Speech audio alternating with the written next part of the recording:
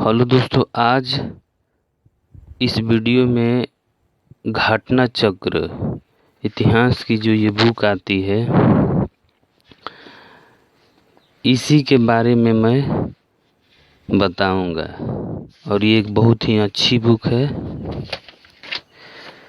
इसमें जितने भी इम्पोर्टेंट क्वेश्चंस दिए हुए हैं उन्हीं का हम रिवीजन करेंगे।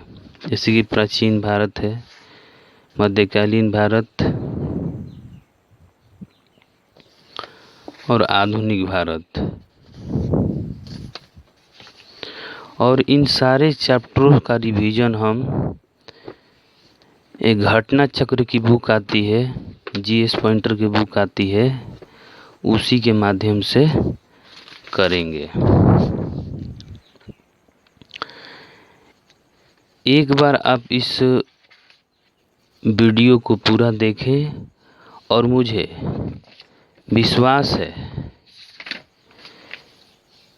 कि अगर 2-3 बार इस बुक का रिवीजन अच्छे से कर ले तो बीपीएससी दरोगा लेवल के एग्ज़ाम में यह आपकी काफ़ी मदद करेगा। इस बुक की सबसे बड़ी खासियत है कि इसमें जितने भी कंफ्यूजन वाले क्वेश्चंस है उनका एक सटीक आंसर दिया गया है। अगर आपको इस बुक को परचेज करना है तो डिस्क्रिप्शन में लिंक दे दिया हूँ, डायरेक्ट वहाँ से आप परचेज कर सकते हैं। अगर आपको इस वीडियो का पीडीएफ चाहिए तो मेरे को कमेंट्स में अपना मैसेज टाइप कर सकते हैं। इसी तरह की एजुकेशनल वीडियोस पाने के लिए मेरे चैनल को सब्सक्राइब करें। तो चलिए, हम आज का मेरा यह पहला वीडियो है और आज हम मध्यकालीन भारत का इतिहास से हम स्टार्ट करेंगे। यानी इस बुक में जो मध्यकालीन इतिहास दिया गया है, इसमें प्रश्न और उसका एनालिसिस दोनों दिया गया है। तो इसी का मध्यकालीन इतिहास का जो निचोड़ है यहाँ पर दिया हुआ है, यानी कि इस बुक में दिया हुआ है। तो इसी के माध्यम से हम मध्यकालीन इतिहास के जितने भी इम्पोर्टेंट निचोड़ प्रश्न हैं रिवीजन करेंगे। एक बार आप इस वीडियो को पूरे दिल से देखें। तो चलिए, आज हम वीडियो स्टार्ट करते हैं। मध्यकालीन भारत का इतिहास। इसमें पहला टॉपिक है भारत पर मुस्लिम आक्रमण। तो सब वीडियो को बड़ा कर देते हैं।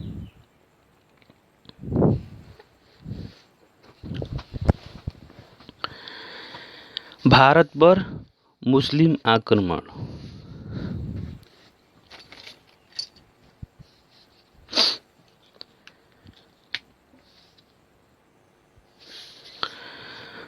पहला प्रश्न है, पैगंबर हजरत मोहम्मद का जन्म हुआ था तो कब हुआ था? तो 570 ईस्वी में। पैगंबर हजरत मोहम्मद का जन्म हुआ था 570 ईस्वी में। मोहम्मद साहब की मृत्यु कब हुई थी? तो 632 ईस्वी में। मक्का कहाँ है? सऊदी अरब में। हिंद महासागर, हिंद भारत की जनता के संदर्भ में हिंदू शब्द का प्रथम बार प्रयोग अरबों ने किया था। मोहम्मद बिन कासिम द्वारा सिंध की विजय 712 ईस्वी में हुई थी। भारत में प्रथम मुस्लिम आक्रमणकारी था मोहम्मद बिन कासिम, यानी कि भारत में पहला मुस्लिम आक्रमणकारी मोहम्मद बिन कासिम था।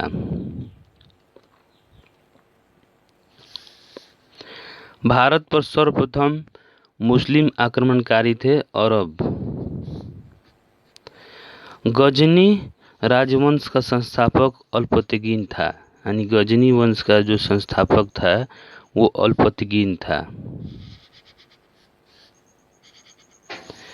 चंदेल शासक महमूद गजनवी से पराजित नहीं हुआ था।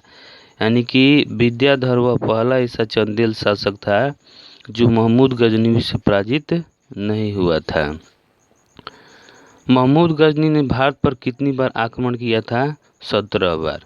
महमूद गजनी के दरबारी इतिहासकार कौन था? तो उत्तबी। महमूद गजनवी का दरबारी इतिहासकार उत्तबी था।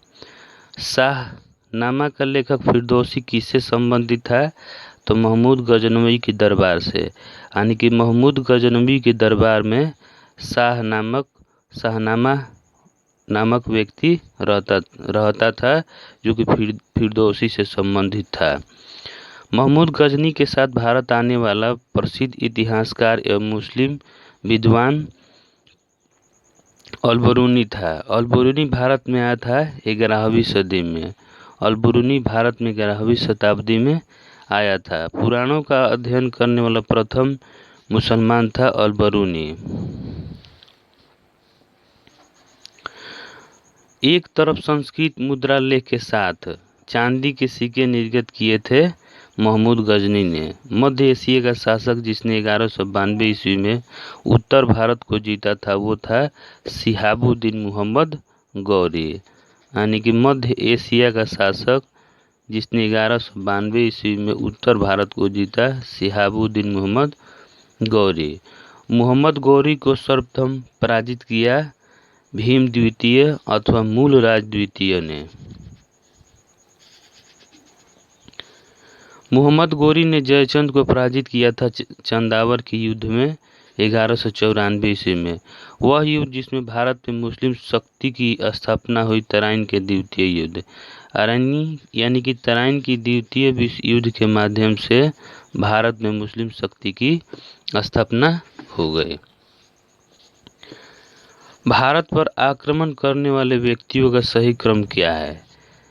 तो सबसे पहले महमूद गजनी आया, उसके बाद मोहम्मद गौरी, उसके बाद चंगेज खां, तब तैमूर लोग आए थे।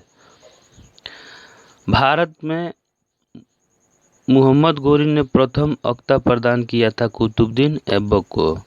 भारत में प्रथम अख्ता प्रदान किया था कुतुबुद्दीन ऐबक को।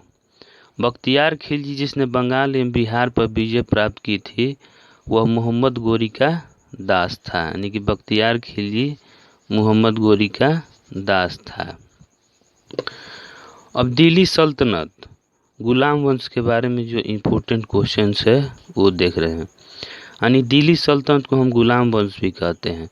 गुलाम वंश का संस्थापक कुतुबुद्दीन ऐबक था। दिल्ली सल्तनत का सुल्तान, यद्यपि उसने सुल्तान की उपाधि नहीं ली थी, जो लाल बख्श के नाम से जाना जाता था, कुतुबुद्दीन ऐबक। यानी कि दिल्ली सल्तनत का सुल्तान लाल बख्श कुतुबुद्दीन ऐबक को कहा जाता था।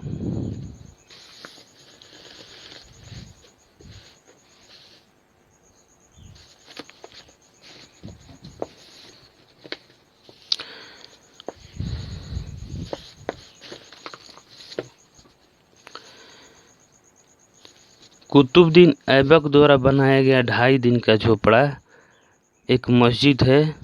प्रसिद्ध कुतुब मीनार के निर्माण में योगदान दिया था कुतुबुद्दीन ऐबक, इल्तुतमिश और फिरोज शाह तुगलक ने। कुतुबुद्दीन ऐबक की राजधानी थी लाहौर। सुल्तान कुतुबुद्दीन ऐबक की मृत्यु हुई चौगान की क्रीड़ा के दौरान अश्व से गिरने के बाद। दिल्ली को सल्तनत की राजधानी के रूप में स्थापित किया था इल्तुतमिश ने। दिल्ली का वह प्रथम मुसलमान जिसने नियमित सिक्के जारी किए तथा दिल्ली को अपने साम्राज्य की राजधानी घोषित किया, इल्तुतमिश। दिल्ली का प्रथम मुस्लिम शासक इल्तुतमिश था। गुलाम का गुलाम कहा जाता है इल्तुतमिश को। यानी कि गुलाम का गुलाम इल्तुतमिश को कहा जाता है। मध्यकालीन भारत की प्रथम महिला शासिका रजिया सुल्तान थी। मंगोल आक्रमणकारी चंगेज खां भारत की उत्तर पश्चिमी दिशा पर आया था इल्तुतमिश के काल में। मंगोल प्रथम बार सिंधु के तट पर देखे गए इल्तुतमिश के शासनकाल में। चंगेज खान का मूल नाम क्या था? तेमुचिन। चंगेज खान का मूल नाम तेमुचिन था। इल्तुतमिश ने बिहार में अपना प्रथम सूबेदार नियुक्त किया था मलिक जानी को। रजिया बेगम को सत्ताच्युत करने में हाथ था तुर्कों का। दिल्ली के सुल्तान बलबन का पूरा नाम था गयासुद्दीन बलबन। दिल्ली का वह सुल्तान जिसके विषय में कहा गया कि उसने रक्त और लौह की नीति अपनाई थी, तो बलबन ने रक्त और लौह की नीति अपनाई थी। बलबन ने अपनी शक्ति को समेकित करने के बाद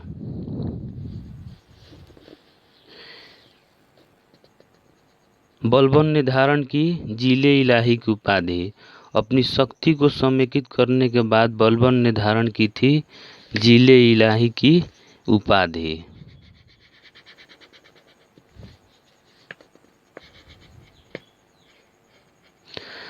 भारत में प्रसिद्ध फारसी त्योहार नौरोज को आरंभ किया था बलबन ने।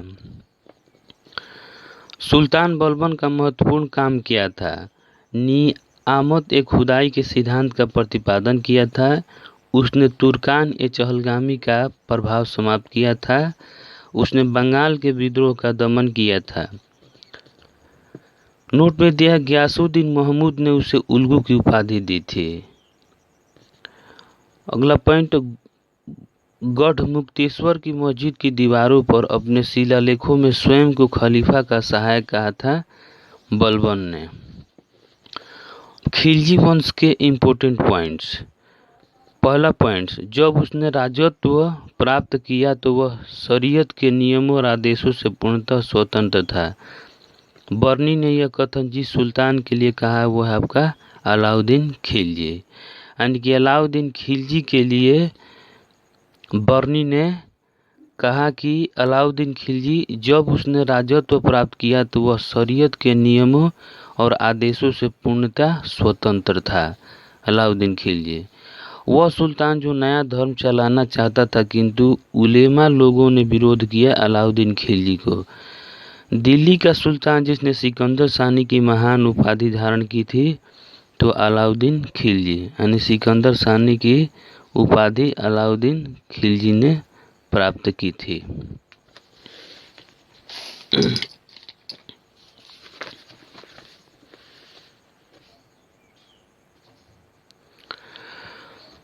अलाउद्दीन खिलजी के प्रसिद्ध सेनापति जिसकी मंगलों के विरुद्ध लड़ते हुए मृत्यु हो गई थी, तो जफर खान। रानी पद्मिनी का नाम अलाउद्दीन की चित्तौड़ विजय से जोड़ा जाता है। उसके पति का नाम क्या है? तो राणा रतन सिंह। अलाउद्दीन के दक्षिण अभियान का उद्देश्य क्या था? धन की प्राप्ति। अलाउद्दीन के दक्षिणी अभियान का उद्देश्य था धन की प्राप्ति।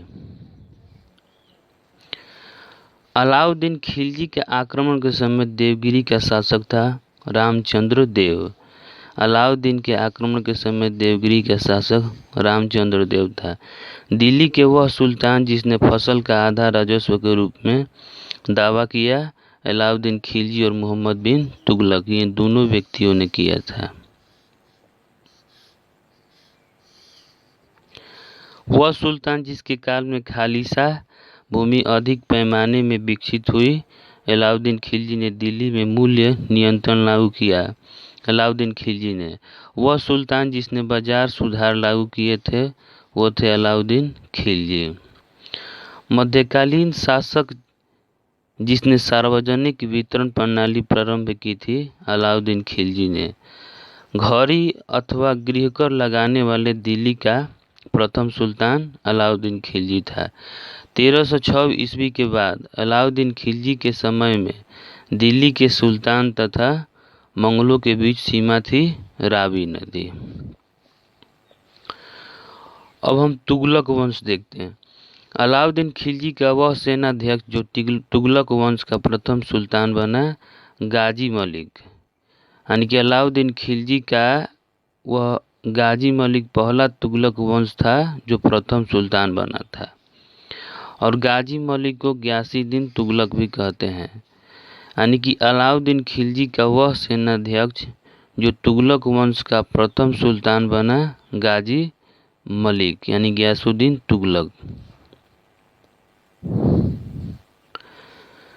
सबसे अधिक समय तक देश में राज्य किया था तुगलक वंश के सुल्तानों ने। यानी भारत में सबसे अधिक समय तक राज्य किया था तुगलक वंश के सुल्तानों ने। दिल्ली सल्तनत का सर्वाधिक विद्वान शासक जो खगोल शास्त्र, गणित एवं आयुर्विज्ञान सहित अनेक विद्याओं में माहिर था, मोहम्मद बिन तुगलक। दीवान ए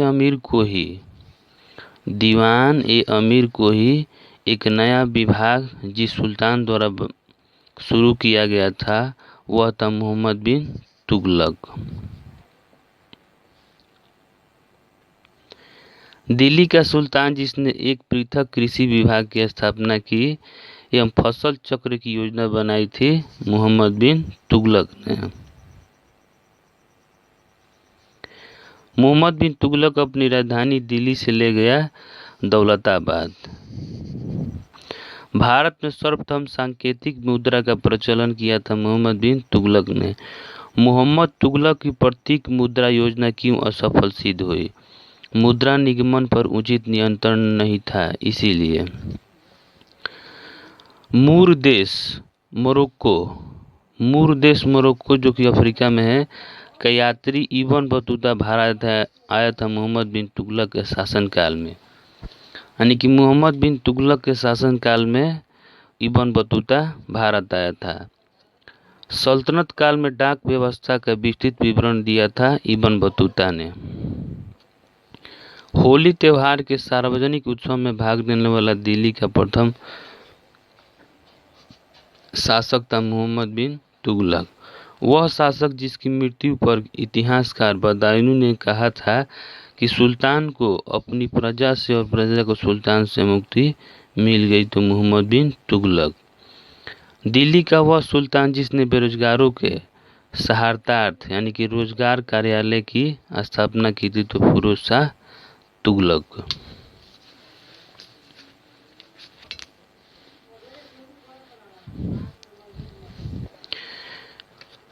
दिल्ली का सुल्तान जो दान दक्षिणा के बारे में काफ़ी ध्यान रखता था और इसके लिए एक विभाग दीवान ए खैरात स्थापित किए थे, तो फिरोज शाह तुगलक ने। दीवान ए खैरात फिरोज शाह तुगलक ने। वह सुल्तान जिसके दरबार में सबसे अधिक गुलाम थे, तो फिरोज शाह तुगलक। यानी कि फिरोज शाह तुगलक के दरबार में सबसे अधिक गुलाम रहते थे।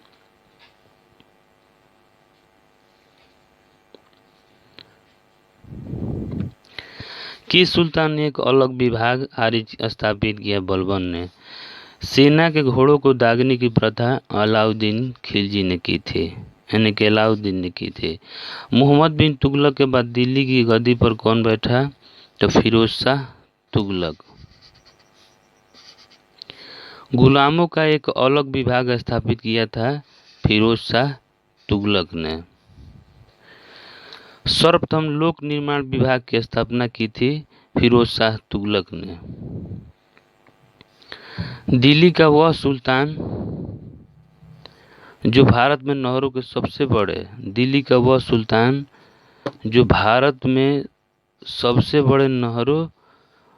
बड़े जाल का निर्माण करने के लिए, यानी कि भारत में नहरों के सबसे बड़े जाल का निर्माण करने के लिए प्रसिद्ध है, तो वह आपका फिरोज शाह तुगलक। हक ए सर्व अथवा सिंचाई कर लगाने वाला दिल्ली का प्रथम सुल्तान फिरोज शाह तुगलक था। दिल्ली का सुल्तान जिसने ब्राह्मणों पर भी जजिया कर लगाया था, वो था आपका फिरोज शाह तुगलक। वह सुल्तान जिसने फलों की गुणवत्ता सुधारने के लिए उपाय बताए, तो फिरोज शाह तुगलक। टोपरा तथा मेरठ से 2 अशोक स्तंभ लेख दिल्ली लाया था फिरोज शाह तुगलक ने। दिल्ली का वह सुल्तान जिसने इस उद्देश्य से एक अनुवाद विभाग की स्थापना की कि उससे दोनों संप्रदाय के लोगों में से एक दूसरे के विचारों की समझ बेहतर हो सके। तो फिरोज शाह तुगलक। राज्य के खर्च पर हज की व्यवस्था करने वाला पहला भारतीय शासक था फिरोज शाह तुगलक। फिरोज तुगलक द्वारा स्थापित दार उल सफा था एक खैराती अस्पताल। दार उल सफा एक खैराती अस्पताल था। दिल्ली सल्तनत के तुगलक राजवंश का अंतिम शासक था नासिर उद दीन महमूद। नासिर उद दीन महमूद। लैमूर लंग ने भारत पर आक्रमण किया था 1398 ईस्वी में। तैमूर के आक्रमण के बाद भारत में राज स्थापित हुआ सैयद वंश का। यानी कि तैमूर के आक्रमण के बाद भारत पर शासन स्थापित हुआ सैयद वंश का।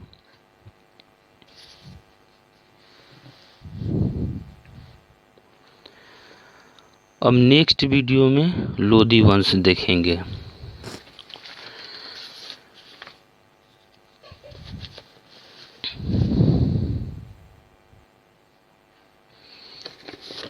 Thanks for watching video. Like, share, subscribe.